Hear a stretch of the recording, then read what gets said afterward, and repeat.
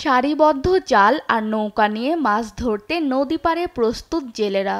জাটকা রক্ষায় বুধবার মধ্যরাতে শেষ হচ্ছে মাছ ধরায় নিষেধাজ্ঞা। তাই চাঁদপুরের মতলব উত্তরের ৬০নল থেকে হাইমচর উপজেলার চরভৈরবী পর্যন্ত ৭০ কিলোমিটার এলাকা জুড়ে মাছ শিকারে অধীর আগ্রহে মৎস্যজীবীরা। অনেক জেলেই নিচ্ছেন শেষ মুহূর্তের প্রস্তুতি। ট্রলারগুলো নদীর তীরে নামানো সহ ট্রলারে জাল ভরছেন কেউ কেউ, আবার কোনো ট্রলার মালিক মাঝি মাল্লা প্রস্তুত করছেন। নিষেধাজ্ঞার সময় শেষ হতেই নদীতে নৌকা ভাসাবে তারা। রূপালী ইলিশের শহর চাঁদপুরের মাছঘাটগুলো আবারও সরব হয়ে উঠবে, তাই উৎসবের আমেজ বইছে জেলে পরিবারগুলোতে।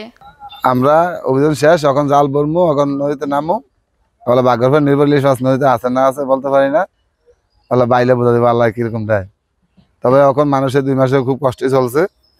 চাল দিচ্ছে আপনার মোহনা সরকার, একবার দিচ্ছে আমরা চাল পাই না।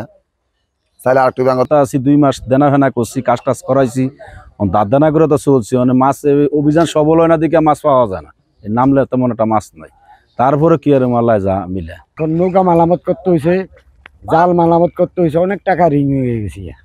এখন অভিযানের পরে যদি সামনে দিয়ে মাছ না পড়ে তাহলে আমরা খুব বিপদ হয়ে যাবো। আমরা তো আর দেওয়ার না কেউ নাই। এদিকে জাটকা অভিযান সফল হয় অন্যান্য বছরের তুলনায় এবার ইলিশ উৎপাদন বৃদ্ধি পাবে বলে আশা এই মৎস্য কর্মকর্তার। এবার খুব সহায়তা করেছে। এবারে আমাদের জেলেরা এবারে নদীতে নামে নাই বললেই চলে, এবং আমাদের যে আমরা আশা করছি যে এবারে জাটকা আমরা রক্ষা করতে ভালোভাবে সম্মত হয়েছি, এবং এই জাটকা আগামীতে এই বড় ইলিশে রূপান্তরিত হবে।